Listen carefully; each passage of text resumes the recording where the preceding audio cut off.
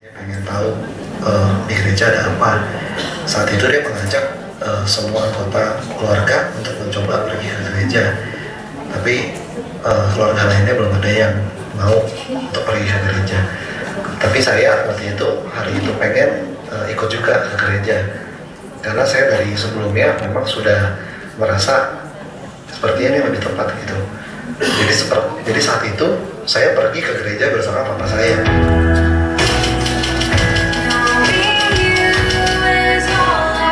Di sana sampai gereja saya merasa hati saya tersentuh.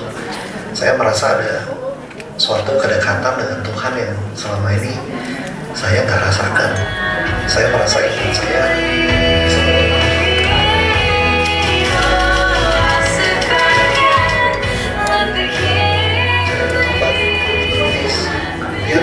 di dalam Tuhan.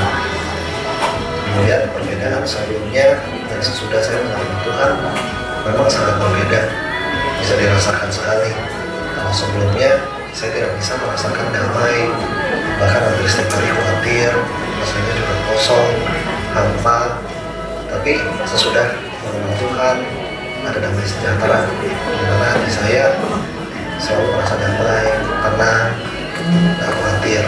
Kalau sebelumnya saya juga tidak takut berbuat dosa.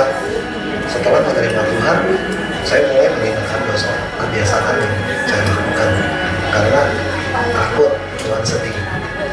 Rasanya Tuhan itu sangat baik, nggak baiklah berbuat dosa terus. Saya sangat bersyukur Tuhan membuat saya menjadi anaknya. Terima kasih Tuhan sudah menyelamatkan saya dan kita semua dari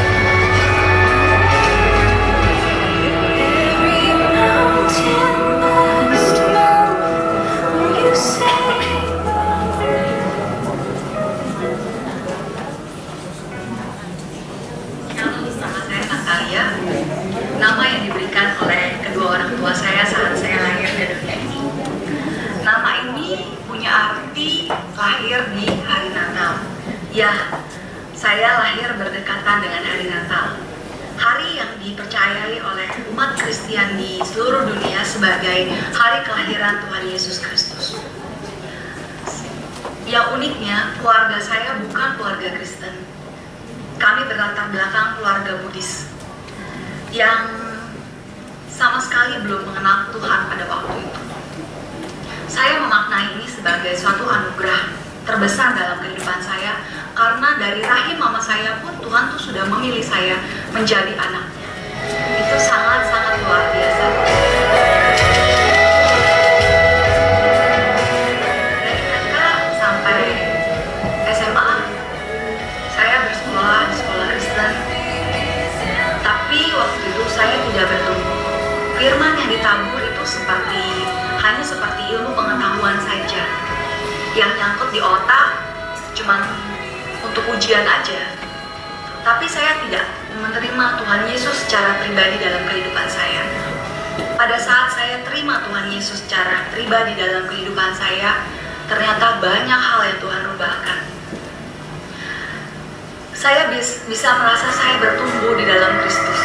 Saya merasa ada sukacita, damai, sejahtera, dan saya bisa merasakan anugerah Tuhan yang berlimpah untuk kehidupan saya. Walaupun saya dalam masalah sekalipun, tapi saya tetap bisa bersyukur. Di situ saya merasakan saya sangat beruntung sekali. Tuhan Yesus baik sekali sama saya. Dia sungguh sayang sama saya. Saya dulu orang yang sangat tidak tahu bersyukur dan berterima kasih. Saya merasa apa yang saya terima itu adalah karena saya layak menerimanya. Jadi itu membuat saya tidak bisa bersyukur. Saya merasa semua itu hanya kebetulan aja.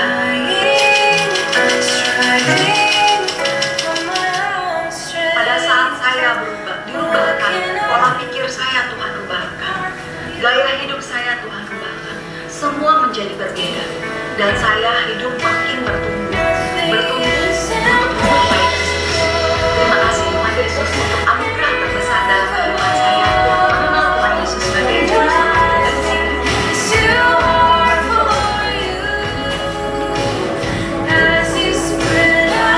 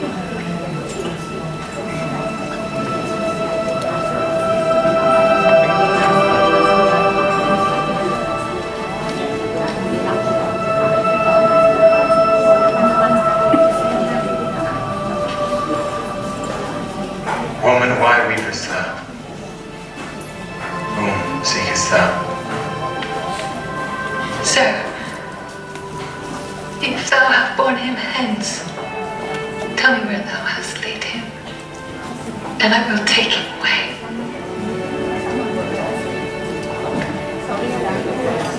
Mary. Rabboni. Touch me not, for I am not yet ascended to my Father. But go to my brethren, and say unto them, I ascend unto my Father, and your Father, and to my God, and your God.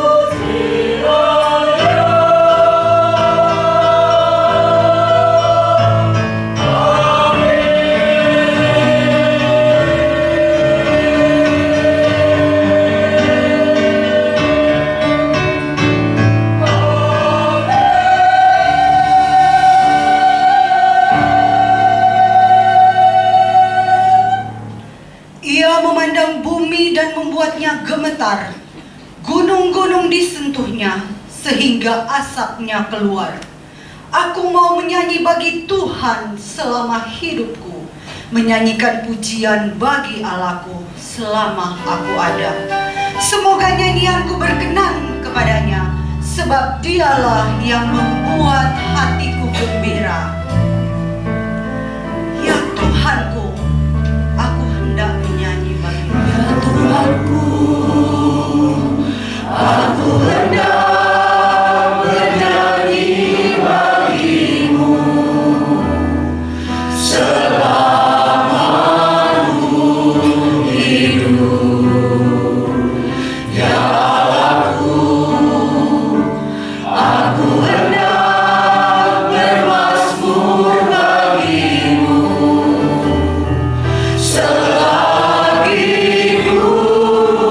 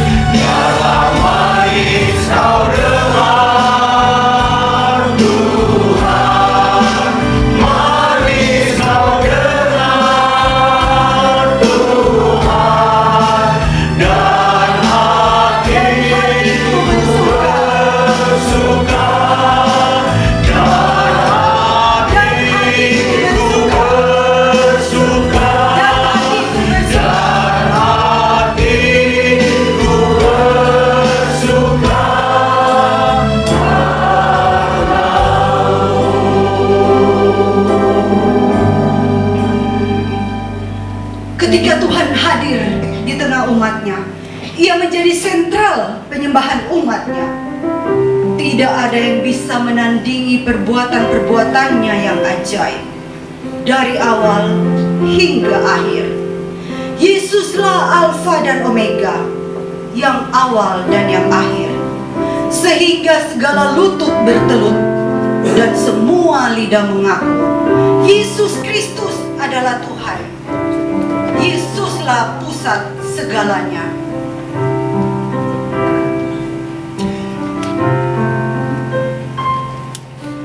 Jesus at the center of it all.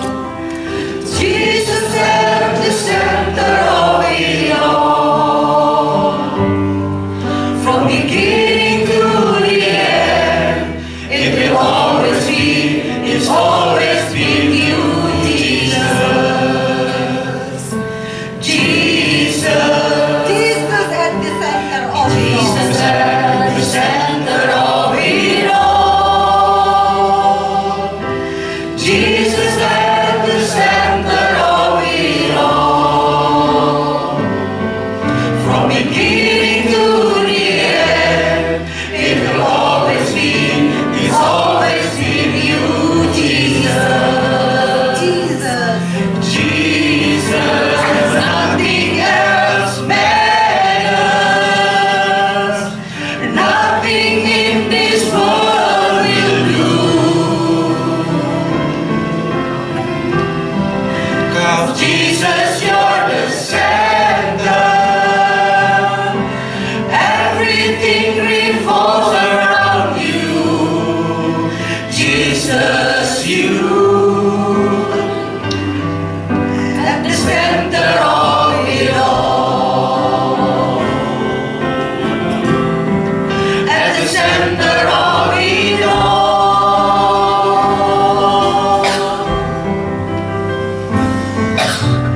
Jesus be the center of my life. Jesus be the center of my life. From beginning to the end, it will always be, it's always been you, Jesus. Jesus, nothing else matters. Nothing in this world will do.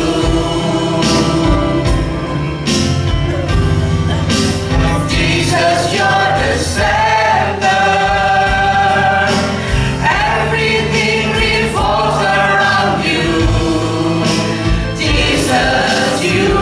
Nothing else matters. Nothing else matters. Nothing in this world will do. Oh, Jesus, you're the center. Everything revolves around you. Jesus, you. From my heart to the heaven, Jesus be the center. It's all about you. Yes, it's all about you. From my heart to the heaven, Jesus be the center. It's all about you. Yes, it's all about you. From my heart to the heaven, Jesus be the center. It's all about you. Yes, it's all about Jesus be the center of my church. Jesus be the center of my church. Jesus be the center of my church. And every knee will bow, and every tongue shall confess you, Jesus. Jesus. Jesus.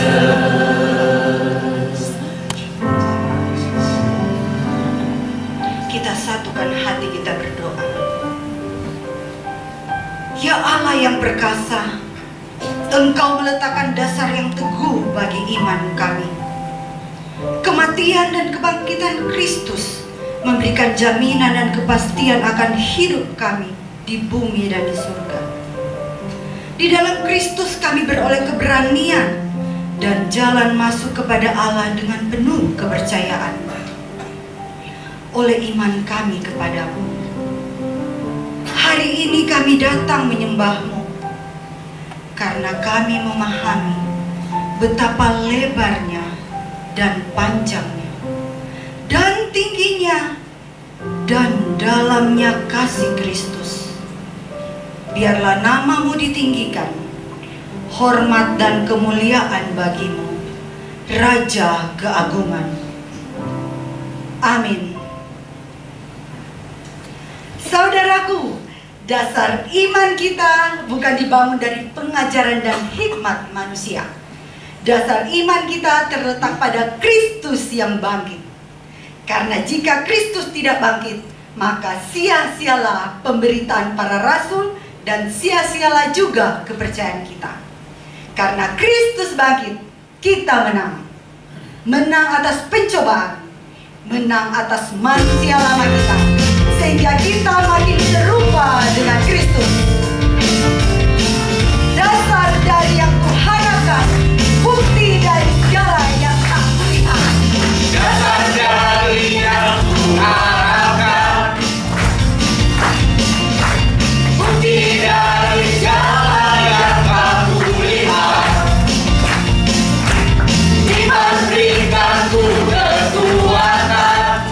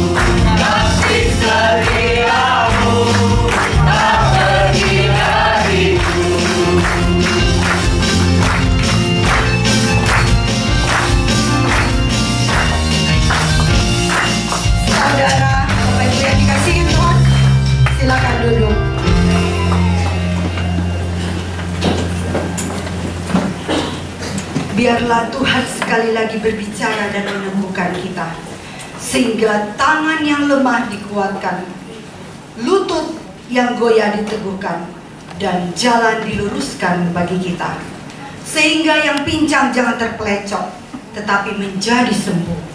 Karena cintanya dan bilur-bilurnya kita telah disembuhkan. Amin. Kau telah buktikan. Terima kasih Tuhan untuk cintamu padaku.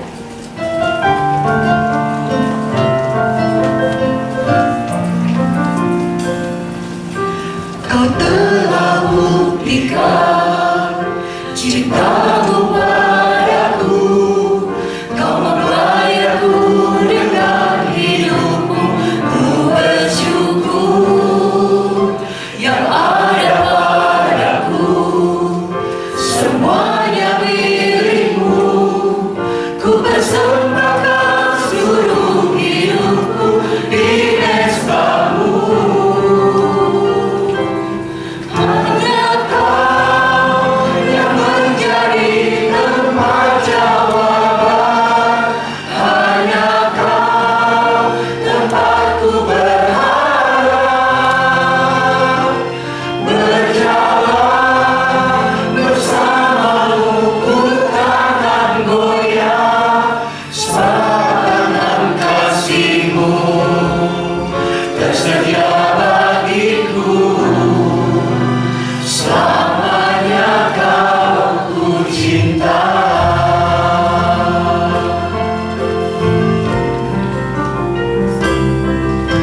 Yang ada padaku, semuanya milikmu. Ku persembahkan seluruh hidupku di mezbamu. Hanya Kau yang menjadi tempat jawaban. Hanya Kau tempatku berharap. Berjalan bersamamu ku takkan goyah. Sepanjang kasih-Mu tersedia bagiku. Bapak Ibu yang dikasihi Tuhan, yang bagi berdiri, ku cinta. Hanya Kau yang menjadi tempat jawaban. Hanya Kau tempatku berharap. Berjalan bersamamu ku takkan goyah. Sepanjang kasih-Mu tersedia bagiku. Selamanya Kau tersedia bagiku. Sepanjang kasih-Mu tersedia bagiku. Selamanya Kau ku cinta.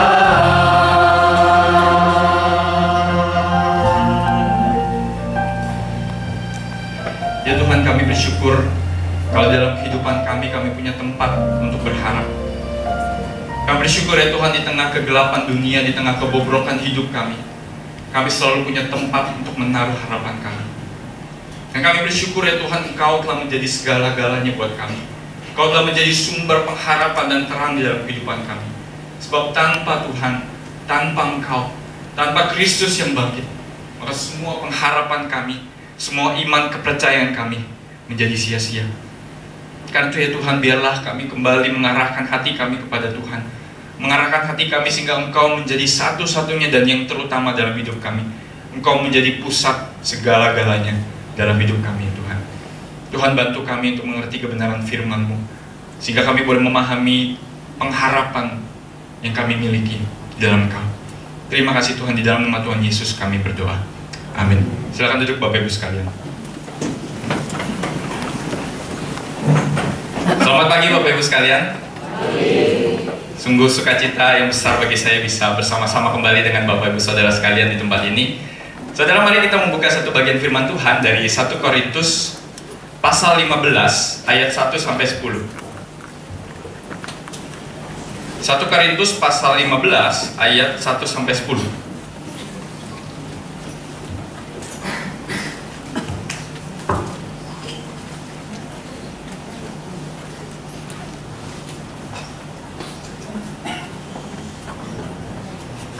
Satu Korintus 15 ayat 1 sampai 10 saya akan bacakan bagi kita semua. Dan sekarang saudara-saudara, aku mau mengingatkan kamu kepada Injil yang aku beritakan kepadamu dan yang kamu terima dan yang di dalamnya kamu teguh berdiri. Oleh Injil itu kamu diselamatkan, asal kamu teguh berpegang kepadanya, seperti yang telah kuberitakan kepadamu. Kecuali kalau kamu telah sia-sia saja menjadi percaya. Sebab yang sangat penting telah kusampaikan kepadamu, yaitu bahwa apa yang telah kuterima sendiri, ialah bahwa Kristus telah mati karena dosa-dosa kita, sesuai dengan kitab suci, bahwa ia telah dikuburkan, dan bahwa ia telah dibangkitkan pada hari yang ketiga sesuai dengan kitab suci, bahwa ia telah menampakkan diri kepada Kefas dan kemudian kepada ke-12 muridnya. Sesudah itu ia menampakkan diri kepada lebih dari 500 saudara sekaligus. Kebanyakan dari mereka masih hidup sampai sekarang, tetapi beberapa di antaranya telah meninggal. Selanjutnya ia menampakkan diri kepada Yakobus, kemudian kepada semua rasul. Dan yang paling akhir dari semuanya, ia menampakkan diri juga kepadaku, sama seperti kepada anak yang lahir sebelum waktunya. Karena aku adalah yang paling hina dari semua rasul, bahkan tidak layak disebut rasul, sebab aku telah menganiaya jemaat Allah. Tetapi karena kasih karunia Allah, aku adalah sebagaimana aku ada sekarang. Dan kasih karunia yang dianugerahkannya kepadaku tidak sia-sia. Sebaliknya, aku telah bekerja lebih keras daripada mereka semua. Tetapi bukannya aku, melainkan kasih karunia Allah yang menyertai aku. Demikian dia pembacaan firman Tuhan. Saudara, 10 April yang lalu publik Indonesia dihebohkan oleh sebuah berita yang beredar di media sosial. Saudara, berita ini menyebutkan bahwa ada seorang remaja bernama Audrey, seorang remaja 14 tahun yang dianiaya oleh sekelompok anak remaja lainnya. Saudara, ia diberitakan tinggal di Pontianak dan ia diberitakan diseret, dijambak dan dianiaya oleh teman-temannya, oleh orang-orang yang agak lebih dewasa darinya, sehingga dia mengalami trauma. Saudara, yang menarik perhatian banyak rakyat Indonesia, terutama orang-orang muda, adalah karena melihat pelaku yang tidak merasa bersalah. Sudah ditangkap di kantor polisi, masih bisa selfie, masih bisa bikin bumerang, saudara. Dan sekaligus menunjukkan, ada kabar yang menunjukkan bahwa para pelaku punya backingan, karena ada salah satu yang mungkin punya kerabatnya adalah seorang pejabat. Saudara, belum lagi kasus ini diresponi oleh Komisi Perlindungan Anak Indonesia. Katanya lebih baik kasus ini dimediasi saja dan diselesaikan dengan damai, tidak perlu diselesaikan secara hukum. Saudara, mendengar ini, berita yang begitu meresahkan ini, maka rakyat Indonesia kebanyakan yang terkenal dengan para netizen-netizen yang arif dan budiman, saudara. Saudara, langsung ramai-ramai mereka bersimpati kepada Audrey ini. Saudara, mereka menyerukan sebuah hashtag di media sosial, Justice for Audrey. Mereka menuntut keadilan ditegakkan walaupun para pelaku mungkin masih ada yang di bawah umur. Karena apa yang dialami Audrey membuat dia trauma sehingga mungkin dia tidak bisa menjalani kehidupannya dengan mudah lagi. Saudara, terlepas dari banyak perdebatan soal fakta yang ada di kasus Audrey ini, tetapi saya pikir ini, kasus Audrey ini hanyalah sedikit potret dari sekian banyak kebobrokan di dunia di mana kita tinggal. Saudara, mungkin kita masih ingat kasus-kasus beberapa tahun lalu, Ibu Meliana dipenjara karena mengeluhkan suara azan dan lain sebagainya. Saudara, belum lagi ada kasus terorisme yang baru-baru beberapa bulan ini di Selandia Baru yang membunuh sekitar 50 orang yang sedang beribadah. Saudara, kalau kita melihat potret-potret kehidupan yang ada, kasus-kasus yang ada di tengah kehidupan kita, maka mungkin kita akan bertanya-tanya, saudara, kenapa dunia ini seperti ini? Saudara, kita tidak bisa memungkiri bahwa dunia di mana kita tinggal adalah dunia yang gelap. Dunia di mana kita tinggal penuh dengan kemunafikan, penuh dengan kejahatan, dan penuh dengan kebobrokan. Saudara, dunia di mana kita tinggal bukan hanya jauh dari kita, saudara, tapi dekat dengan kehidupan kita yang mungkin kita alami sehari-hari. Kita mengalami masalah, kita mengalami kejahatan dari orang-orang di sekeliling kita. Kita mengalami begitu banyak pergumulan di dalam hidup kita. Saudara, rasanya kalau kita boleh jujur, mungkin hidup ini lebih mudah kita menderita daripada dinikmati dan dijalani, bukan? Seakan-akan hidup ini rasanya lebih mudah bagi kita menderita ketimbang kita menjalani, menikmati kehidupannya. Saudara, mungkin satu kata yang mungkin bisa menggambarkan kenyataan hidup saat ini: tragis. Tragis. Saudara, kalau kita berkaca dari dunia sekitar kita, bahkan di dalam kehidupan kita pribadi, bukankah dunia di mana kita tinggal adalah dunia yang tragis? Tragis, saudara. Saudara, kita lahir, kita hidup, kebanyakan hidup kita apa, saudara? Susah payah, keringat, air mata, cucuran, saudara, dan bahkan harus diakhiri dengan kematian, saudara. Saudara, mungkin tepat seperti kata pengkhotbah, hidup ini segala sesuatunya sia-sia. Kenapa, saudara? Karena hidup ini tragis. Kalau kita mau renungkan, lebih banyak apa sih masalah dibanding hal-hal senang dalam hidup kita? Mungkin kalau kita boleh hitung, saudara, mungkin lebih banyak masalah. Masalah yang satu belum selesai, masalah lain datang lagi. Yang satu belum selesai, yang lain datang lagi. Saudara, rasanya kalau kita boleh menggambarkan hidup kita saat ini dan dunia di mana kita tinggal dan berada, maka kita boleh simpulkan satu hal, saudara: tragis. Saudara, karena itu satu pertanyaan yang saya rasa harus dijawab, pertanyaan yang tersisa yang harus dijawab oleh kita sebagai orang percaya bagi dunia yang penuh dengan kebobrokan ini. Saudara, pertanyaan yang harus dijawab adalah, masihkah ada harapan di tengah dunia? Saudara, masihkah ada harapan bagi engkau dan saya? Masihkah ada harapan? Saudara, orang-orang yang menyerukan justice for Audrey dan orang-orang lain yang menuntut keadilan seakan-akan menggemakan apa yang ada di dalam hati manusia, saudara. Bahwa setiap manusia sadar kita hidup di dunia yang tidak adil. Kita hidup di dunia penuh dengan dosa, penuh dengan ketakutan yang tidak mudah. Saudara, sehingga pertanyaan ini harus kita tanyakan, saudara. Masihkah ada harapan? Saudara, pertanyaan ini terus menggema di dalam hati setiap manusia. Masihkah ada harapan? Saudara, setiap orang termasuk engkau dan saya, kita mencari harapan, bukan? Dan banyak orang menjawab pertanyaan ini dengan berbagai cara. Saudara, banyak orang mencari harapan di tengah dunia yang tragis ini, dan banyak orang ingin menjawab pertanyaan ini dengan berbagai cara. Saudara, misalnya mungkin ketika saksi Yehova ingin mencari pengharapan di dunia yang akan datang, mereka ingin pergi ke sorga, apa yang harus dilakukan? Karena kuotanya cuma 144.000, maka mereka harus menginjili sebanyak mungkin orang. Mereka pergi dari pintu ke pintu berdua-berdua. Kenapa, saudara? Karena bagi mereka itulah pengharapan mereka di masa yang akan datang. Saudara, bagi orang mungkin, bagi ISIS, bagi Islam radikal yang lain sebagainya, saudara, bagaimana cara masuk surga? Bagaimana punya harapan di hidup yang akan datang? Adalah dengan mati syahid, dengan mati membela agama kita. Saudara, saya merenungkan apa artinya dari semua yang mereka lakukan. Saudara, banyak orang di seluruh dunia mencoba menjawab pertanyaan ini. Bagaimana saya bisa punya harapan? Saudara, berbagai macam orang menjawab, dan sebetulnya ingin menunjukkan apa? Apa yang kita harapkan di masa yang akan datang menentukan bagaimana kita hidup hari ini. Saya ulangi, apa yang kita harapkan di masa yang akan datang nanti itu menentukan bagaimana kita harus hidup hari ini. Saudara, kalau sama kasusnya seperti saksi Yehova tadi dan mungkin ISIS, kenapa? Karena mereka punya harapan di masa yang akan datang, sehingga saya tahu bagaimana saya harus hidup. Karena saya punya harapan saya akan bisa masuk surga di masa mendatang, maka saya harus hidup mati-matian membela agama saya. Artinya apa? Apa yang saya harapkan di masa yang mendatang itu menentukan bagaimana saya harus hidup hari ini.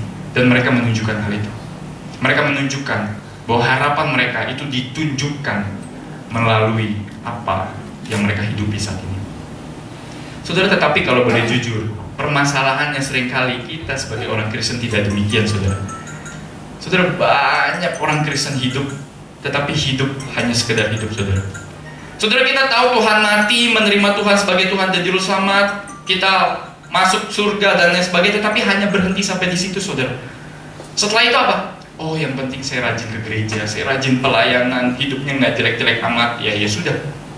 Kan yang penting sekali selamat tetap selamat, ya. Saudara, dunia ini tempat yang fana dikatakan, yang akan dibinasakan.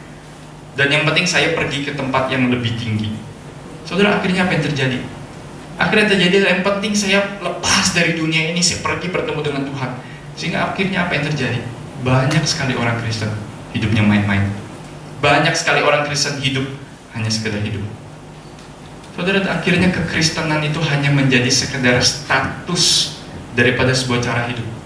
Saudara, kita mengaku di dalam kehidupan kita Kristuslah harapan kita, Kristuslah pusat kehidupan kita.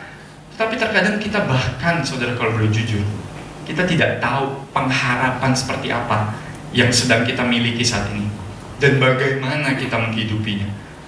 Saudara, kita menjadi seorang Kristen, kalau boleh jujur, kita menjadi seorang Kristen ateis, saudara. Kok bisa ada seorang Kristen ateis? Bisa, saudara. Kita seorang Kristen bisa datang ke gereja, bisa pelayan, bisa tiap minggu beribadah kepada Tuhan. Kita bisa rajin melayani Tuhan ke gereja, saudara. Tetapi hidup kita tidak lain dari seperti seorang ateis. Kita mengaku saya punya Allah yang hidup, saya punya pengharapan di dalam Tuhan. Saya status Kristen. Tetapi cara hidup saya seolah-olah saya tidak pernah punya Tuhan. Saudara, bukankah ironis kehidupan orang Kristen saat ini? Orang Kristen yang katanya punya harapan, orang Kristen yang mengatakan bahwa Kristus adalah harapan terbesar dalam hidup mereka.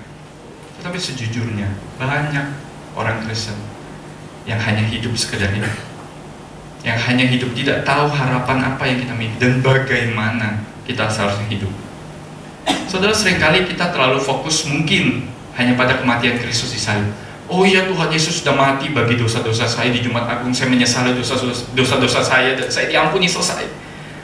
Saudara, padahal kita lupa di momen Paskah ini, seringkali bagi kita hanya sekedar perayaan, tetapi kita lupa kebangkitan itu mempunyai dampak yang sangat-sangat besar di dalam kehidupan kita. Saudara, kematian dan kebangkitan Kristus adalah dua hal yang sama sekali tidak dapat kita pisahkan. Seringkali mungkin kita sebagai orang Kristen hanya cenderung melihat salib Tuhan mengampuni saya, sehingga apa? Tuhan bangkit itu tidak ada artinya buat saya. Saudara, padahal kematian dan kebangkitan Kristus adalah sebuah hal tidak dapat dipisahkan. Tanpa kematian tidak akan ada kebangkitan, dan tanpa kebangkitan kematian tidak berarti. Saudara, kematian dan kebangkitan Kristus itu saya ibaratkan seperti bernafas, saudara. Saudara, kalau kita bernafas, kita itu ada dua aspek yang kita lakukan ketika bernafas. Ya, saya pikir saya tidak perlu ajarkan kepada saudara. Saudara, ketika kita bernafas, tapi kita menarik. Tapi juga kita jangan lupa membuang. Saudara, kalau kita hanya melakukan salah satu dari antara kedua itu, maka kita bisa dikatakan belum bernafas. Saudara, begitu juga halnya dengan kematian dan kebangkitan Kristus. Kematian dan kebangkitan Kristus adalah nafas hidup orang Kristen. Sehingga kalau kita hanya mementingkan kematian Kristus tapi tidak tahu apa artinya kebangkitan Kristus bagi saya, maka boleh dikatakan kita belum bernafas, saudara. Kematian dan kebangkitan Kristus adalah detak jantung kekristenan. Saudara, inilah yang Paulus sebetulnya ingin tegur kepada jemaat-jemaat di Korintus. Saudara, kalau kita baca sepanjang surat-surat di Korintus, banyak sekali masalah-masalah di jemaat ini. Mulai dari pertama, masalah mereka adalah perpecahan. Paulus menerima kabar dari keluarga Chloe bahwa orang jemaat-jemaat di Korintus terpecah-pecah antara pengikut Paulus, pengikut Apolos, dan Paulus di situ menegur mereka. Adakah Kristus terbagi-bagi? Kamu itu satu tubuh. 1 Korintus 12. Dan pada akhirnya, saudara, Paulus pun mengingatkan jemaat Korintus akan satu hal yang penting yang mereka lupa. Saudara, apa yang terjadi? Saudara, di 1 Korintus 15 ini di 58 ayat, saudara, Paulus masuk ke dalam sebuah permasalahan yang bagi Paulus adalah inti dari Injil, yang bagi Paulus adalah satu hal yang tidak bisa dilupakan oleh semua orang Kristen. Sampai-sampai dia harus menulis beberapa perikop, saudara, sampai 58 ayat hanya tentang kebangkitan. Kenapa? Karena banyak dari jemaat Korintus, saudara, tidak percaya tentang adanya kebangkitan tubuh. Banyak dari jemaat Korintus menyangka, oh nggak penting lah saya punya kebangkitan tubuh apa enggak, yang penting nanti jiwa saya selamat. Saudara, bagi Paulus mengingatkan jemaat Korintus, ketika kamu menyangkal kebangkitan tubuhmu, kamu berarti menyangkal kebangkitan Kristus. Paulus ingin mengingatkan kepada jemaat di Korintus, saudara, betapa pentingnya seharusnya dampak kebangkitan Kristus itu kita rasakan dan kita hidupi sebagai orang percaya. Saudara, di ayat 1 Paulus jelas memulai kalimatnya dengan apa? Dengan menegaskan bahwa sekarang aku ingin mengingatkan kamu jemaat Korintus, inilah Injil yang aku beritakan. Saudara, kalau kita baca di ayat 1 dan 2 dikatakan, oleh Injil inilah kamu teguh berdiri. Di dalam Injil inilah kamu diselamatkan. Saudara, apa Injil itu? Injil itu adalah kisah tentang Yesus. Kalau kita di Natal kemarin mengingat the greatest story ever told, kisah terbesar yang pernah diceritakan, itulah Injil. Kisah tentang Yesus. Saudara, Paulus di sini meringkaskan Injil, bahwa Kristus itu telah mati untuk dosa-dosa kita. Tetapi tidak hanya itu, dia dibangkitkan, dikuburkan, dan dia menampakkan diri. Saudara, bagi Paulus, di dalam Injil inilah kamu teguh berdiri. Artinya apa? Artinya tanpa Injil ini kamu tidak pernah bisa berdiri. Saudara, Paulus mengingatkan jemaat di Korintus, di dalam Injil inilah kamu teguh berdiri dan diselamatkan. Paulus seakan-akan ingin mengingatkan jemaat Korintus, hei, kamu ingat, inilah sebuah cerita yang selalu kuceritakan kepadamu ketika aku pertama kali datang kepadamu, dan kamu percaya ini. Sehingga jadikanlah Injil ini, kisah tentang Yesus ini, sebagai pusat hidupmu, yang di dalamnya kamu teguh berdiri. Saudara, berapa sering bagi kita sebagai orang Kristen, status ataupun Injil itu bahkan hanya sekedar tempelan dalam hidup kita. Saudara, kalau boleh jujur, banyak sekali orang Kristen yang hanya menjadikan Tuhan sebagai tempelan, saudara. Apa artinya? Tuhan, oh ya, saya percaya Tuhan mati, disalib, saya percaya Tuhan itu bangkit. Tetapi ketika Tuhan itu mau masuk dalam hati kita, ketika Tuhan mau menjadi pusat, tadi dikatakan Jesus be the center of it all, maka kalau boleh jujur, Tuhan belum menjadi pusat hidup kita. Saudara, Tuhan menjadi pusat hidup kita tidak sama dengan pergi ke gereja, tidak sama dengan rajin melayani. Tetapi ketika kita betul-betul menerima dan hidup, dikatakan oleh Paulus, di dalamnya kamu teguh berdiri, menjadikan Kristus sebagai sandaran utama dalam hidup kita, maka disitulah Injil itu menjadi pusat kehidupan kita. Saudara, berapa sering kita selama ini tidak tahu dengan dasar apa kita hidup. Saya menjadi orang Kristen puluhan tahun, sejak kecil, sejak lahir, tetapi saya tidak pernah tahu dengan dasar apa saya sekarang hidup, menghidupi kekristenan saya. Saudara, saya takut jangan-jangan kekristenan kita hanya sekedar menjadi hiasan yang kita pajang setiap minggu. Tetapi ketika kita pulang dari tempat ini, kita pergi, bahkan kalau boleh jujur, Kristus tidak pernah menjadi dasar hidup kita. Kita tidak pernah berdiri di atas dasar Injil Tuhan. Saudara, akhirnya apa? Akhirnya Kristus itu hanya sekedar menjadi calo atau agen. Saudara, ketika saya pernah ceritakan saya membuat SIM, saudara. Ketika saya membuat SIM, saya berusaha dengan idealisme saya untuk jujur. Ketika saya memarkirkan motor saya di Samsat itu untuk membuat SIM, saudara, maka tukang parkirnya sambil membantu saya membereskan motor saya, ditanya, mau dibantuin kan? Ada orang dalam, itu katanya. Saudara, terus demikian seterusnya sampai saya pulang pun, saya gagal 5-6 kali, saya pulang pun terus ditawarin seperti itu, saudara, ketika saya keluar dari situ. Saudara, saya takut jangan-jangan Kristus itu hanya sekedar jadi calo, saudara. Artinya apa? Kristus itu cuma jadi calo yang hanya menawarkan kita tiket masuk surga, sehingga setelah kita masuk surga, setelah kita dapat sekali selamat, tetap selamat itu, ya sudah, beres. Yang penting kan sekarang sudah beres, sudah dibantu. Saudara, ironis bukan?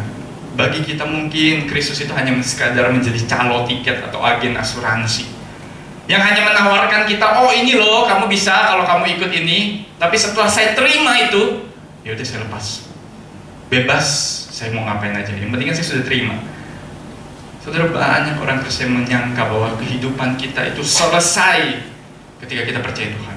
Padahal sebaliknya, ketika kita percaya Tuhan yang bangkit, babak baru kehidupan kita justru baru dimulai. Saudara, seorang pernah berkata, Injil itu bersifat historis. Yesus itu mati dan bangkit itu historis, terjadi di dalam ruang dan waktu yang nyata. Saudara, Yesus itu pernah menjadi daging, bisa disentuh seperti kita, dan dia bangkit juga secara daging, bisa disentuh. Saudara, artinya apa? Injil itu seharusnya punya dampak dalam segala segi kehidupan manusia, karena Tuhan ada di dalam ruang dan waktu. Saudara, Paulus itu memperingatkan kalau jemaat Korintus itu menyangkal kebangkitan tubuh nanti, maka itu berarti secara tidak langsung ketika kamu menolak kamu akan dibangkitkan secara tubuh, maka kamu juga menolak kebangkitan Kristus.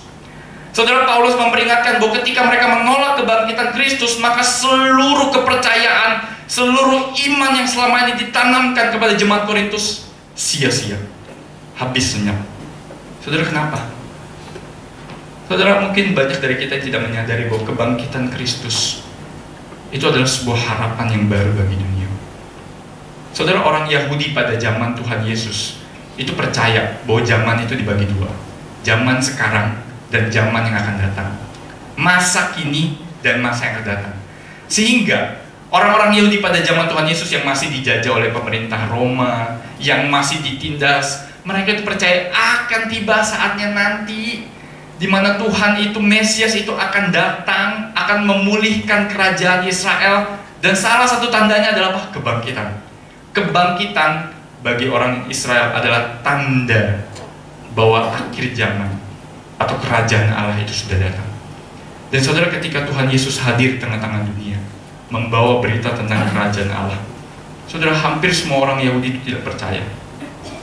Saudara, orang-orang Yahudi pada saat itu berharap menantikan suatu saat di mana Tuhan akan memulihkan tatanan dunia yang sudah rusak oleh dosa itu, saudara. Saudara, itulah yang diharapkan oleh para murid ketika para murid mengikuti Yesus.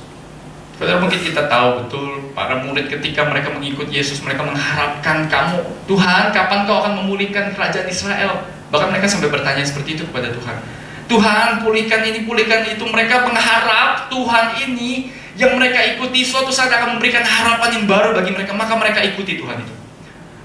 Saudara, tetapi ketika di malam itu, di siang hari itu, saudara, itulah yang dirasakan para murid ketika harus melihat Yesus yang mereka harapkan dan idam-idamkan selama ini, yang bisa menjadi pengharapan yang mengubah kehidupan mereka, ini mati disalib di dalam kubur. Saudara, bayangkan kita jadi murid-murid, mengikut seorang guru selama 3,5 tahun, menghabiskan seluruh hidupnya selama 3,5 tahun. Seakan-akan guru itu yang dia ikuti, yang dia harapkan saya bisa ikut dan memulihkan keadaan dunia, itu mati. Mati disalib dengan cemoohan, dengan hinaan, kematian terbesar yang bisa dialami oleh seorang manusia. Saudara, apa yang dialami? Saudara, bagaimana para murid itu sudah 3,5 tahun bersama dengan Yesus, tidur bersama dia, makan bersama dia, mendengar ajarannya, melihat mujizatnya, saudara. Semua perjalanan menggebu-gebu ini harus hancur ketika Yesus mati, saudara. Dan itulah para murid rasakan, harapan mereka ketika Yesus mati langsung hancur seketika itu juga. Itulah sebabnya para murid ketika Yesus mati, apa yang mereka lakukan? Hilang harapan. Petrus kembali menjadi nelayan. Para murid kembali seperti seolah-olah tidak ada apa-apa. 2 orang murid di Lukas pasal 24 berjalan dari Yerusalem ke Emmaus, dikatakan apa? Dengan muka yang muram. Soalnya saya bisa membayangkan apa yang mereka harapkan saat itu. Mereka berharap ada tiba saatnya mereka dipulihkan di tengah kondisi yang tragis ini. Tetapi harapan itu langsung hancur seketika ketika Yesus mati. Saudara, tetapi semuanya itu berubah ketika di minggu pagi itu kubur itu terbuka dan Yesus bangkit. Saudara, kenapa kebangkitan Yesus itu seharusnya menjadi harapan bagi orang Kristen? Saudara, karena kebangkitan Yesus itu adalah sebuah harapan bagi orang-orang Yahudi pada saat itu. Kebangkitan Yesus itu menunjukkan harapan yang di masa yang akan datang itu. Harapan orang Yahudi di masa yang akan datang itu sudah hadir di masa kini. Kerajaan Allah yang katanya nanti di masa yang akan datang itu, ketika Yesus bangkit, ternyata kerajaan Allah yang sudah dipulihkan, dunia yang sudah dipulihkan itu hadir melalui Yesus di saat ini, saudara. Saudara, itulah sebabnya kalau kita baca di dalam Injil, kenapa para murid itu tergesa-gesa ingin melihat Yesus ketika mereka mengetahui bahwa Yesus itu mayatnya tidak ada. Karena mereka mungkin masih ada harapan. Mungkin masih ada harapan. Saudara, dan ketika Yesus bangkit, itu adalah harapan yang sudah datang bagi umat manusia. Saudara, manusia yang tadinya tragis hidupnya, yang ujung-ujungnya cuma maut, saudara, hidupnya, menjadi ujungnya apa? Bukan lagi maut, tetapi ujungnya hidup. Saudara, itulah pengharapan Kristen. Apa pengharapan Kristus? Di tengah kenyataan dunia yang tragis, Allah sedang, sudah, dan akan memulihkan dunia melalui kerajaannya yang sudah hadir dalam Yesus. Saudara, hidup kita, dunia di mana kita tinggal ada dunia yang tragis. Tetapi pengharapan yang kita bawa, yang hanya bisa ditemukan di dalam Kristus yang bangkit adalah apa? Ketika Yesus bangkit, apa yang Dia masa akan datang itu sudah kita terima saat ini. Allah sedang, sudah, dan akan memulihkan dunia melalui kerajaannya, melalui Kristus yang sudah bangkit. Saudara, saya bertanya-tanya, untuk apa Paulus itu menjelaskan dengan panjang lebar bagian ini? Saudara, kalau kita baca 1-2 perikop ini, saudara, tentang kebangkitan Kristus, kebangkitan kita, dan kebangkitan tubuh, oh panjang sekali, saudara. Saya bertanya-tanya, Paulus ngapain sih pakai 58 ayat untuk menjelaskan soal kebangkitan? Kenapa menjelimet banget? Kenapa ribet banget mesti jelasin panjang lebar soal kebangkitan? Bukan simpel kebangkitan itu. Saudara, Paulus menjelaskan dengan panjang lebar, saudara. Jawabannya adalah karena dia sadar kalau Kristus tidak pernah dibangkitkan, maka pengharapan yang dia punya adalah sia-sia. Saudara, Paulus itu ketika dia berbicara soal Injil, Tuhan Yesus itu bangkit, menampakkan diri kepada 500 orang, kepada Yakobus, dan yang terakhir kepada siapa? Kepadaku. Saudara, bagi Paulus, Yesus yang bangkit itu bukan cuma fakta sejarah. Yesus yang bangkit itu bukan cuma data-data, saudara. Tetapi bagi Paulus, Yesus yang bangkit itu adalah pengalaman pribadi yang dia rasakan. Bagi Paulus, Injil itu bukan cuma fakta, tapi Injil itu adalah pengalaman perjumpaannya dengan Tuhan. Saudara, itu sebabnya dia berkata, dan yang paling akhir dari semuanya, Ia menampakkan diri juga kepadaku, sama seperti kepada anak yang lahir sebelum waktunya. Karena aku adalah yang paling hina dari semua rasul, bahkan tidak layak disebut rasul, sebab aku telah menganiaya jemaat Allah. Saudara, bagi Paulus, Injil itu bukan cuma data, bukan cuma fakta sejarah, tetapi Injil itu yang menjadi dasar hidupnya. Saudara, bagi Paulus, perjumpaan dengan Kristus yang bangkit itulah yang mengubahkan kehidupannya. Saudara, tanpa Paulus itu berjumpa dengan Kristus yang bangkit di jalan menuju Damsyik, saudara, seorang Paulus yang menulis sebagian besar dari perjanjian baru yang kita baca saat ini tidak akan berada. Jika Tuhan yang bangkit itu tidak pernah menyatakan dirinya, beranugerah di dalam kehidupan Paulus saat itu juga, maka tidak ada Paulus seperti yang kita kenal saat ini, saudara. Saudara, sehingga Paulus sadar betul Injil itu bukan karena dia. Pengharapan yang dia punya itu bukan karena saya, tapi karena ada satu momen di dalam hidup saya berjumpa dengan Kristus yang bangkit. Dan sejak saya berjumpa dengan Kristus yang bangkit itu, hidup saya berubah. Sehingga dia berkata, aku ini yang paling tidak layak disebut rasul. Kenapa? Kalau Tuhan itu tidak pernah bangkit, dan kalau Tuhan itu tidak pernah berjumpa dengan aku di perjalanan ke Damsyik, maka sekarang aku adalah orang paling terbesar yang bisa menganiaya jemaat Allah. Saudara, Paulus sadar betul siapa dia. Saudara, karena itu di dalam Paskah ini, dalam momen kebangkitan Kristus ini, saya pikir ada dua hal yang bisa kita renungkan bersama-sama, saudara. Saudara, yang pertama, kita bisa sadar diri. Sadar diri. Saudara, Paulus sadar diri tanpa anugerah Tuhan yang dinyatakan kepada Paulus, maka hidupnya sia-sia, hampa, tragis, tidak ada harapan. Tetapi karena Paulus ada satu momen dalam hidupnya, dia berjumpa dengan Kristus yang bangkit itu, maka semua berubah, saudara. Saudara, Paulus, kalau kita baca dalam Bible, sadar diri. Saudara-saudara tahu orang yang paling menderita itu seperti apa? Saudara, orang yang paling menderita itu bukanlah orang yang mungkin sakit penyakitnya paling besar. Saudara, orang yang paling menderita itu adalah orang yang sakit tapi tidak pernah tahu kalau dia sakit. Saya ulangi, seorang yang paling menderita adalah orang yang sakit tapi tidak pernah tahu kalau dia sakit. Kenapa?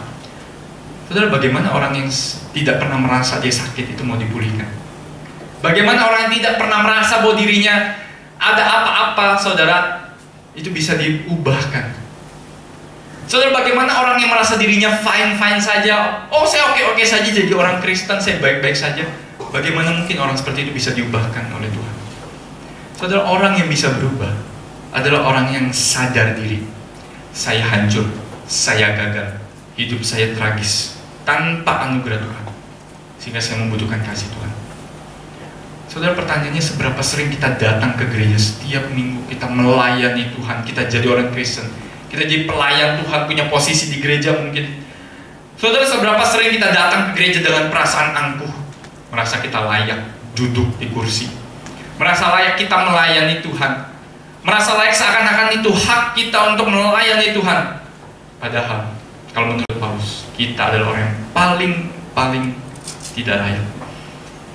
Saudara, Paulus menempatkan dirinya di sepanjang sejarah Injil. Ada satu momen dalam hidupnya dia sadar, perjumpaan dengan Kristus itu membuat dia sadar diri bahwa dia selama ini salah, dan dia harus berubah. Dia harus punya hidup yang baru. Saudara, kalau Kristus tidak dibangkitkan, maka hidup Paulus tidak akan pernah berubah. Itulah sebabnya Paulus berkata, dan jika Kristus tidak dibangkitkan, maka sia-sialah kepercayaan kamu, dan kamu masih hidup dalam dosa. Demikianlah juga binasa orang-orang yang mati dalam Kristus. Paulus berkata, kalau Kristus itu tidak pernah bangkit, jikalau kita hanya dalam hidup ini saja menaruh pengharapan pada Kristus, maka kita adalah orang-orang yang paling malang dari segala manusia. Saudara, bayangkan jika Kristus tidak pernah bangkit, jika harapan itu tidak pernah ada, maka Paulus berkata, kita yang selama ini menyembah Tuhan, kita menyembah Tuhan yang mati. Maka kita adalah orang-orang yang paling malang dari segala manusia. Kenapa? Karena kita menaruh dasar pengharapan kita kepada orang yang mati.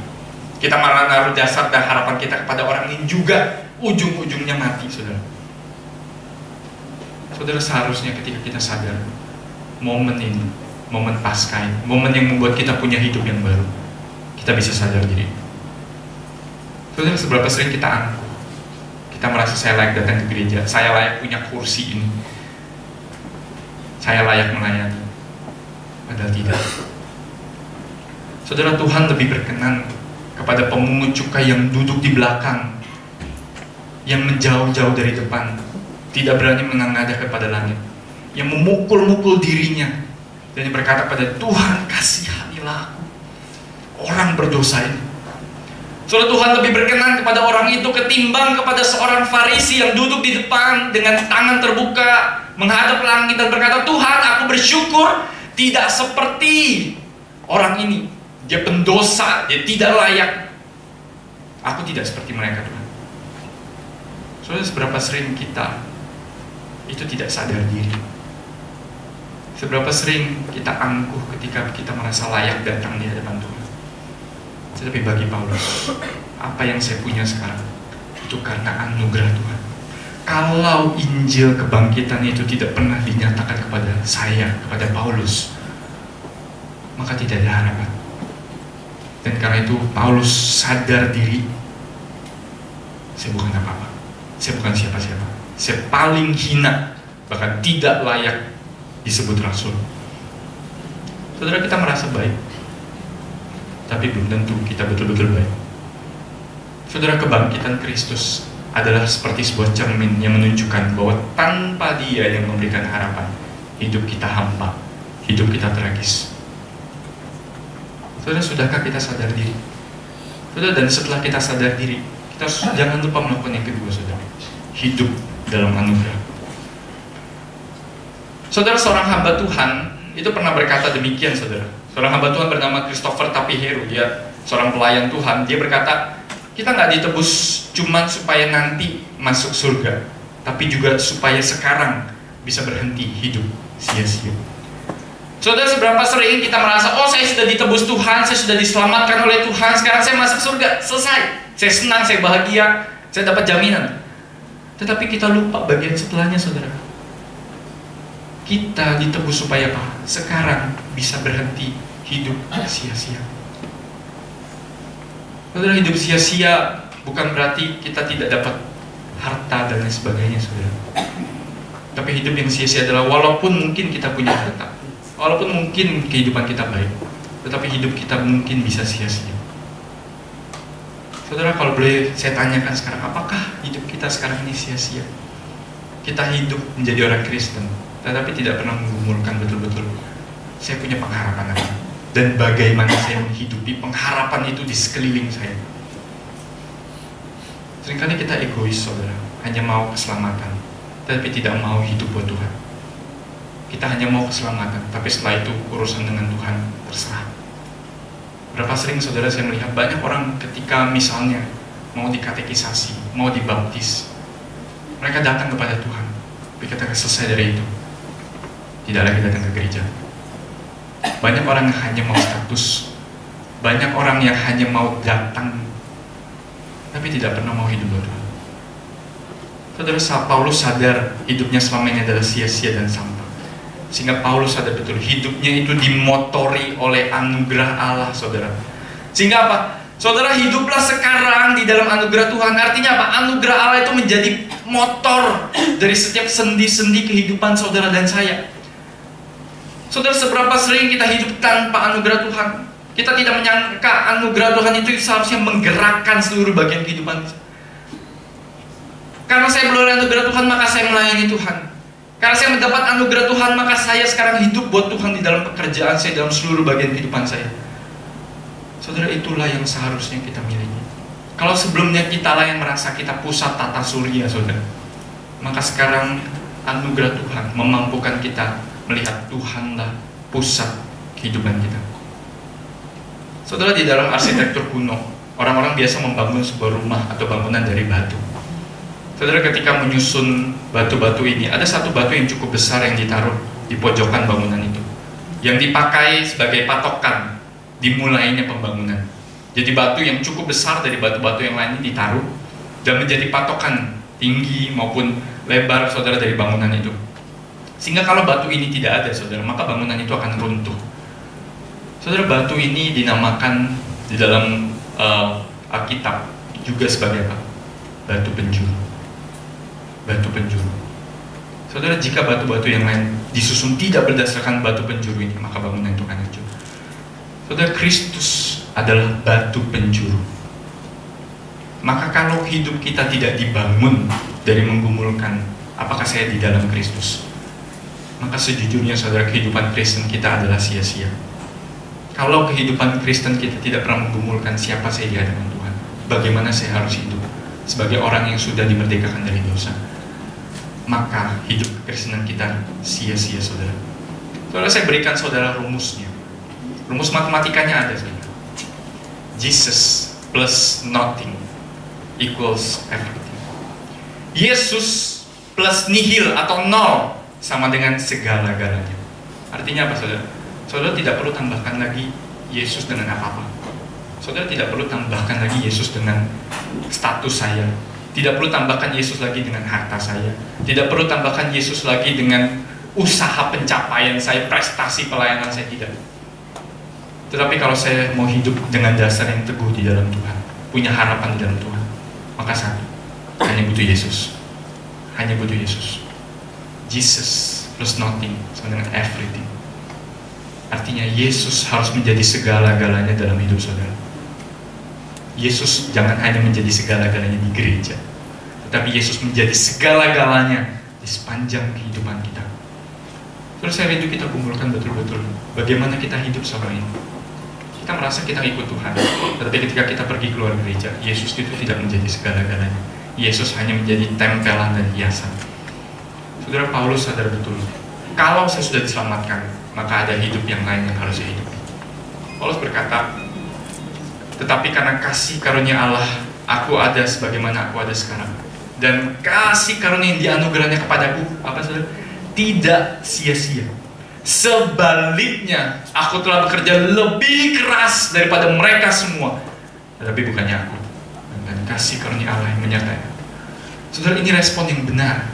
Ketika saudara dan saya punya harapan di dalam Tuhan, ketika kita menerima anugerah Allah, maka anugerah itu harusnya memampukan kita bekerja lebih keras. Buat apa? Buat Tuhan. bekerja lebih keras menggumulkan panggilan Tuhan dalam hidup saya sehari-hari. Saudara, itulah yang Paulus sadar. Dia sadar diri. Dan yang kedua, dia hidup dalam anugerah.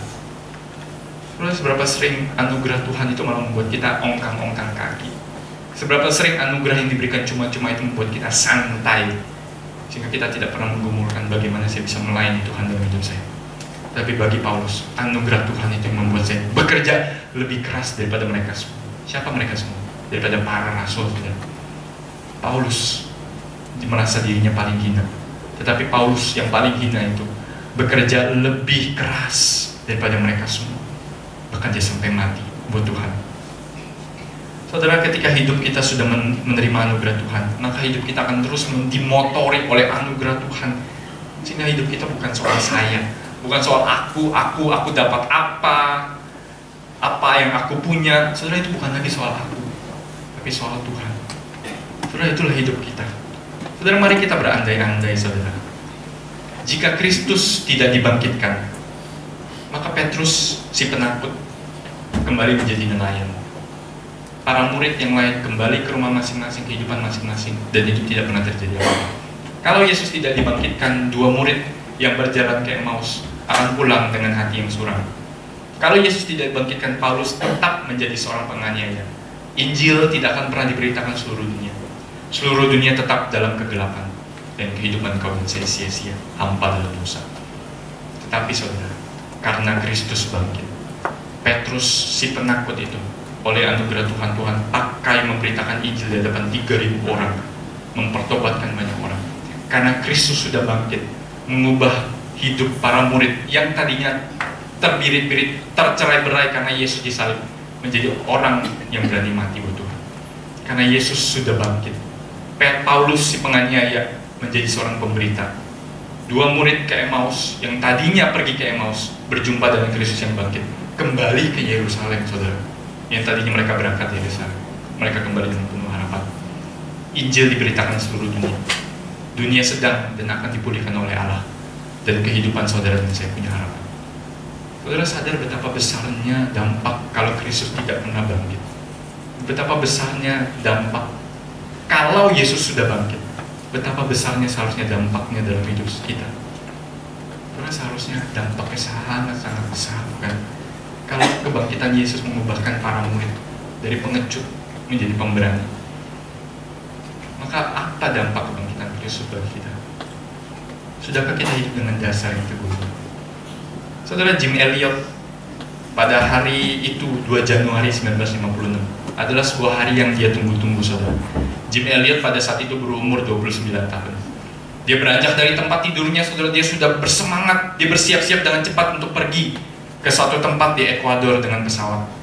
Saudara, sudah sejak lama si Jim Elliot yang masih muda ini bermimpi untuk menjadi seorang misionaris. Dia sudah melayani di berbagai tempat di Ekuador sebelumnya. Tetapi sudah sejak lama dia menantikan, dia ingin memberitakan Injil kepada sebuah suku di pedalaman Ekuador yang bernama suku Guarani. Saudara, suku ini terkenal tidak ramah kepada orang asing dan tidak segan-segan membunuh siapapun yang masuk ke daerah mereka. Saudara, Jim tahu bahwa satu-satunya yang bisa mengubah kehidupan suku Guarani ini adalah kasih Tuhan. Saudara, pada harinya pun ia berangkat dengan pesawat pergi ke sana. Pada awalnya mereka mencoba pertama-tama menurunkan mungkin bantuan buat suku Guarani, makanan, persembahan dan lain sebagainya buat mereka. Dan mereka mendapatkan respon yang cukup positif, saudara. Akhirnya di suatu ketika mereka pun memutuskan, oke, kita turun ke daerah pedalaman itu.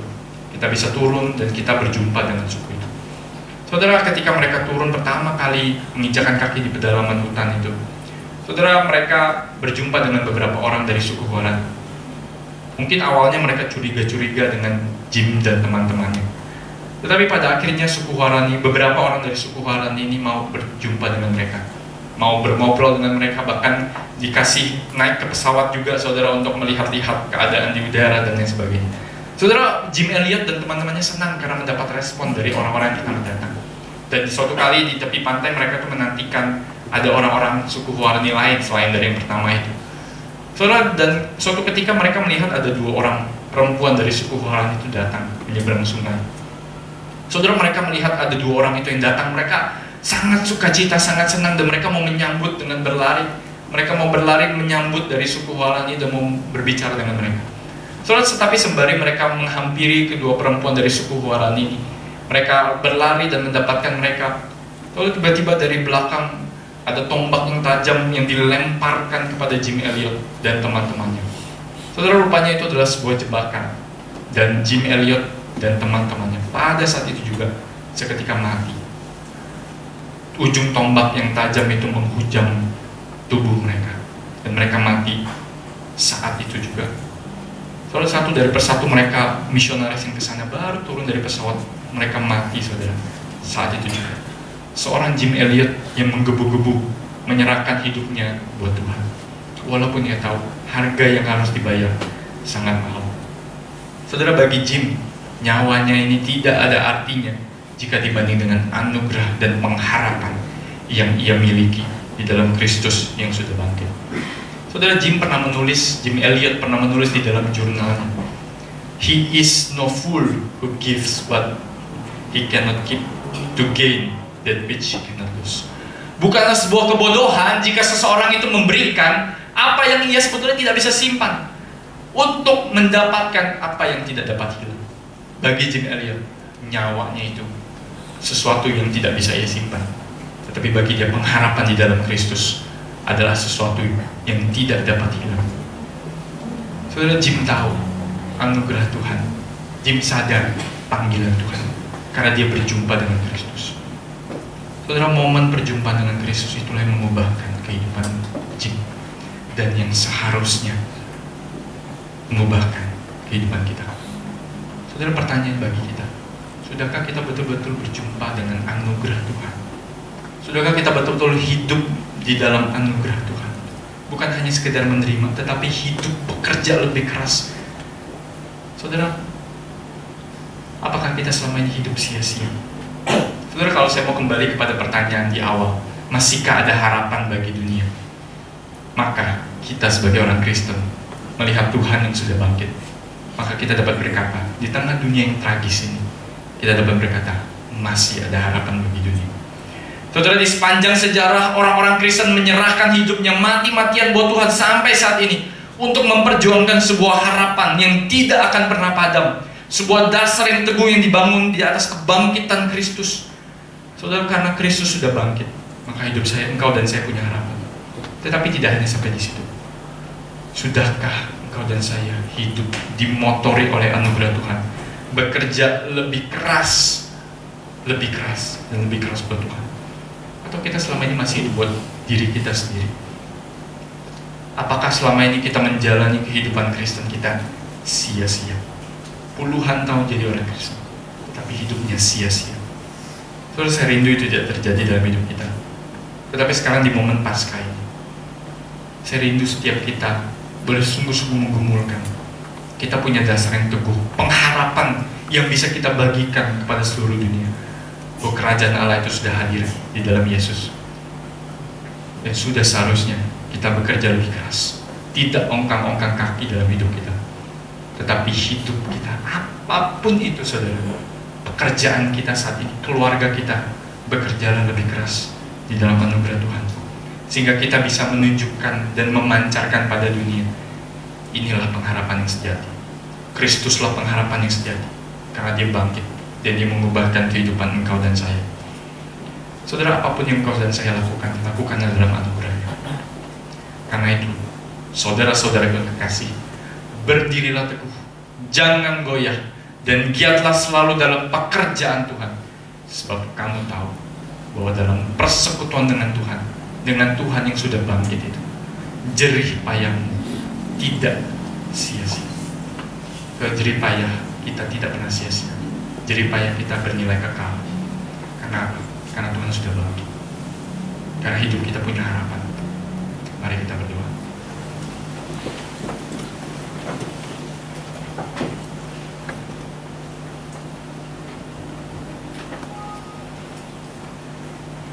Tuhan, ampuni kami kalau selama ini kami hidup menjadi orang Kristen yang hidupnya sia-sia. Sudah sekian tahun kami mengikut Tuhan, tapi sekian tahun juga kami lewati dengan sia-sia. Tuhan sudah beranugerah begitu baik. Tuhan sudah mengampuni kami. Tetapi selanjutnya hidup kami habiskan dengan sia-sia. Kami tidak pernah mengikut Tuhan. Kami tidak pernah sungguh-sungguh di dalam Tuhan. Karena itu ya Tuhan, di momen Paskah ini kami rindu Engkau menjadi dasar yang teguh dalam hidup kami. Engkau menjadi landasan kehidupan kami. Di tengah segala sesuatu dalam kehidupan kami bisa berubah ya Tuhan. Di tengah dunia bisa datang silih berganti penderitaan, sakit, penyakit. Tuhan, kami bersyukur kami selalu punya harapan di dalam Tuhan. Dan harapan itulah yang bisa kami bagikan kepada dunia. Tetapi ya Tuhan, kami rindu, Tuhan ajar kami agar kami sekarang saat ini menghidupi Injil kebangkitan, menunjukkan harapan kepada dunia. Tuhan, jadilah pusat kehidupan kami, jadilah segala-galanya dalam hidup kami, sehingga ketika kami pulang dari tempat kami mengingat Tuhan sudah bangkit dan kami berjumpa dengan Tuhan yang bangkit, sehingga hidup kami terlepas dari apapun yang kami alami, kami punya harapan di dalam Tuhan. Dan harapan itulah yang mau kami bagikan dan kami pancarkan kepada dunia yang membutuhkan kasih Tuhan. Terima kasih Tuhan, kami bersyukur. Tolong setiap kami Tuhan untuk memaknai kebangkitan sebagai kebangkitan hidup kami juga, pengharapan hidup kami, hidup yang baru di dalam Tuhan. Hanya dalam nama Tuhan Yesus kami berdoa. Amin.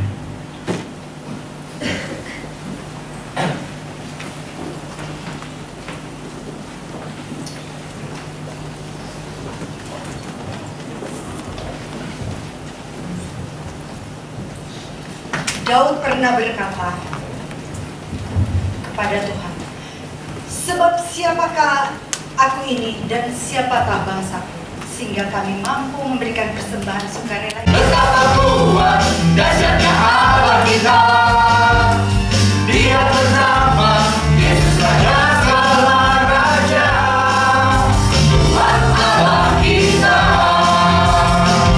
Musik.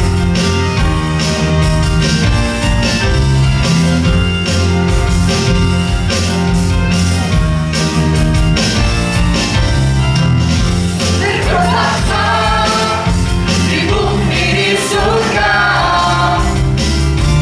bertata dalam kemuliaan. Oh, Dialah Tuhan Allah kita, namanya berkuasa, membebas umatnya. Betapa hebat, betapa kuat dahsyatnya Allah kita. Dia berjaya atas semua perbuatannya. Betapa hebat, betapa kuat dahsyatnya Allah kita. Dia bernama Yesus Raja segala raja, Tuhan Allah kita.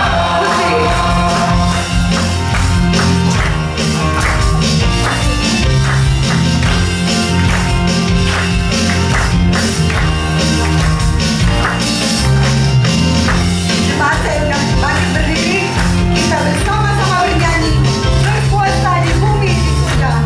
Dengan sukacita kita bersukaria karena Yesus sudah bangkit. Berkuasa di bumi di surga, bertata dalam kemuliaan.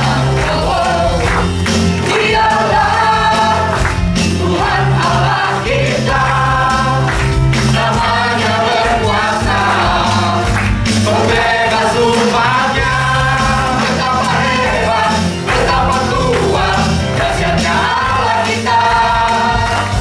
Dia berjaya atas semua perbuatannya. Betapa hebat, betapa kuat dahsyatnya Allah kita. Dia bernama Yesus Raja segala raja, Tuhan Allah kita.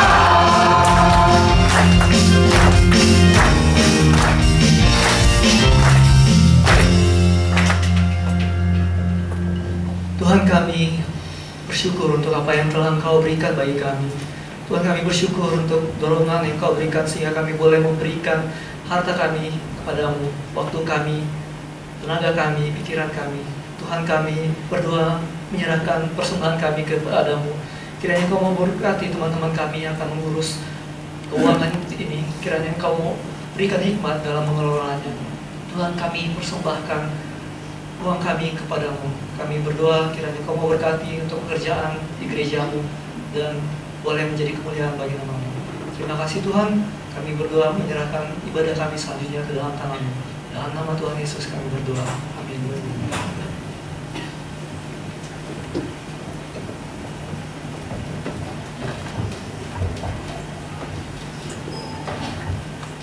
Silakan duduk Bapak Ibu yang dikasihi Tuhan. Mewakili hamba Tuhan dan para pengurus yaitu BPPC dari GKI Cibubur, kami mengucapkan selamat Paskah buat Bapak Ibu dan saudara-saudara sekalian. Biarlah di dalam momen Paskah itu menjadi satu momen kita terus belajar, punya pengharapan dan terus hidup ini punya gairah dan semangat ya, tidak patah di dalam menghadapi berbagai persoalan kehidupan kita. Nah Bapak Ibu, ada beberapa hal yang perlu kita perhatikan di dalam rangkaian kegiatan gereja kita minggu yang akan datang ya.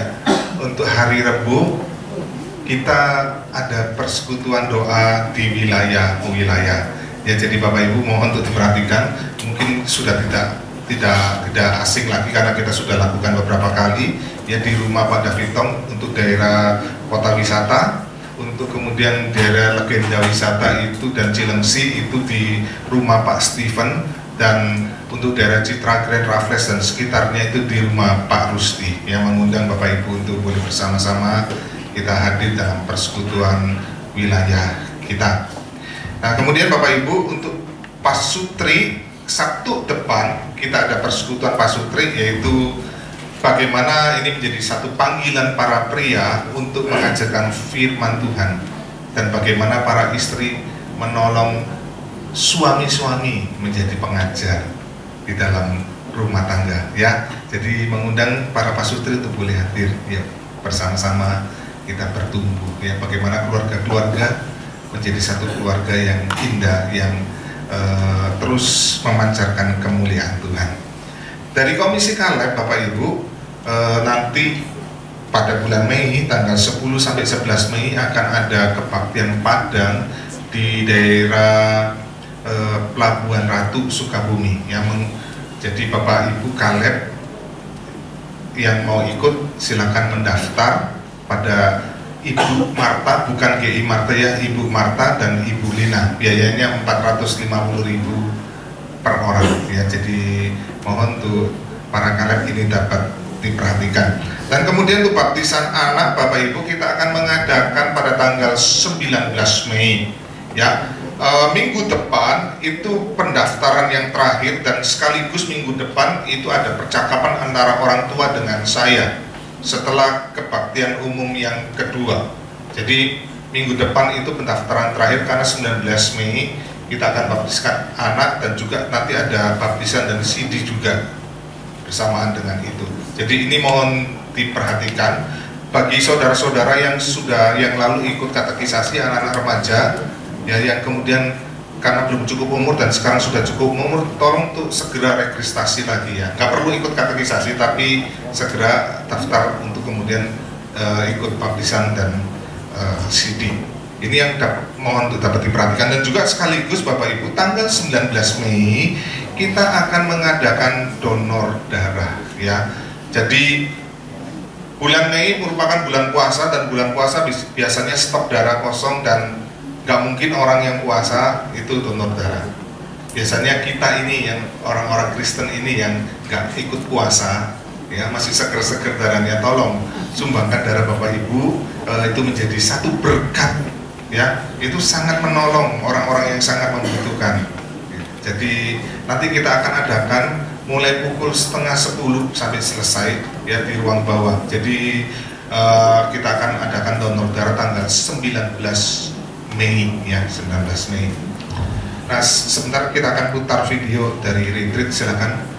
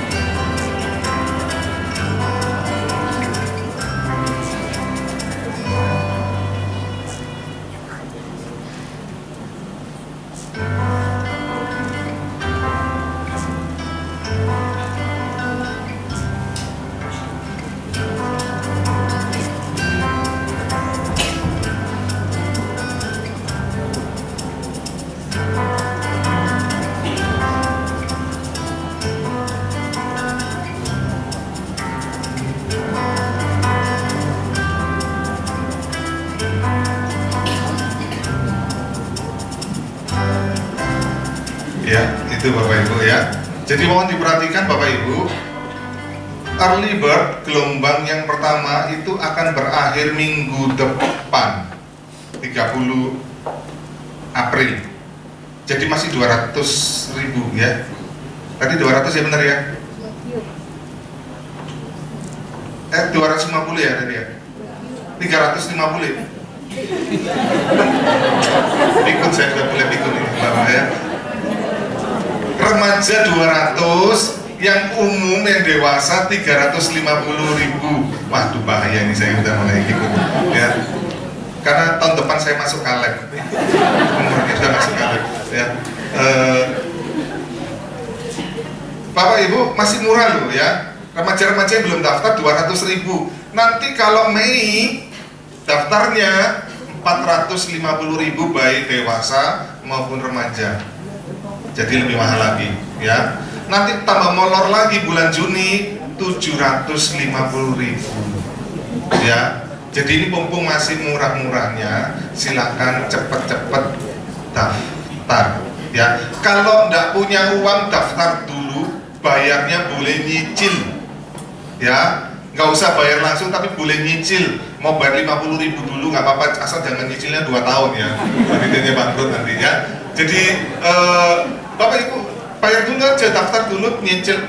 Kalau Bapak Ibu benar-benar kesulitan, ada sampai kesulitan tuh bayar, ngomong aja ke panitia ya, jangan sungkan ya. Kita akan usahakan untuk Bapak Ibu untuk bisa ikut akan retreat ini ya. Jadi kami sangat merindukan kita bersama-sama bertumbuh, karena memang kita mau gereja ini mau gerakan pemuritan. Nah, kita sudah mulai ini wilayah-wilayah jalan, nanti kita akan lebih intensif lagi, lebih kita mau kembangkan lagi, dan kita mau bertumbuh bersama ya Bapak Ibu. Tolong diperhatikan ini ya. Jadi minggu depan tanggal 30 April itu terakhir ya, gelombang pertama. Ini yang perlu kita perhatikan Bapak Ibu di dalam warta kita. Mari bersama-sama saya mengajak kita bangkit berdiri.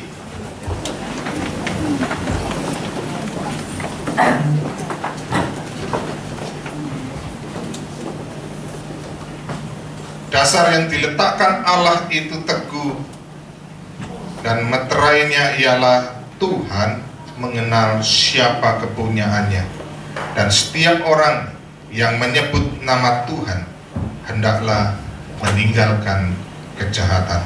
Doksologi.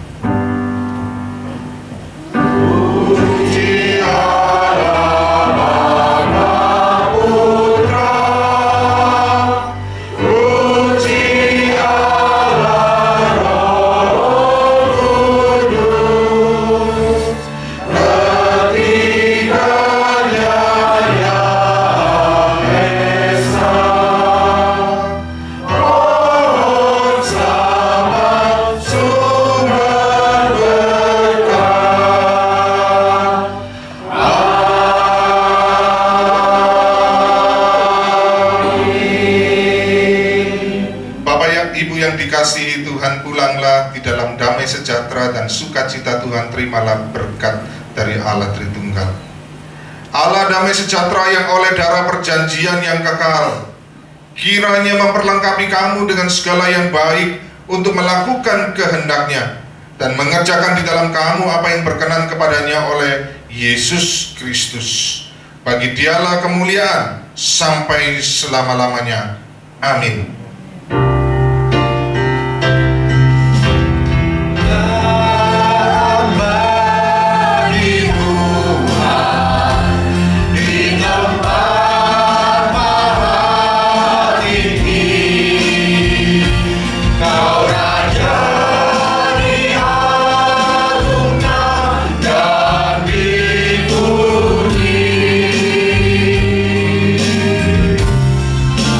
God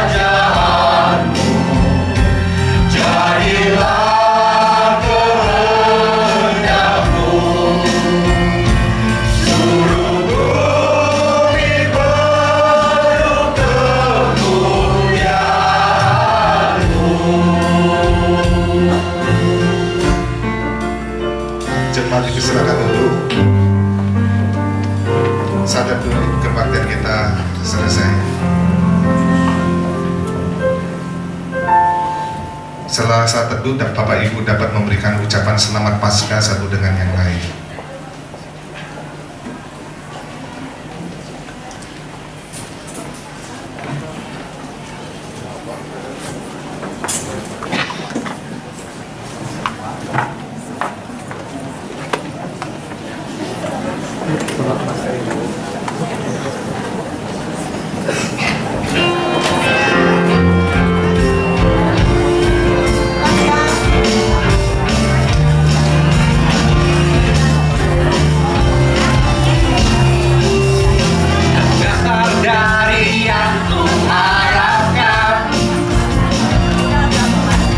Bukti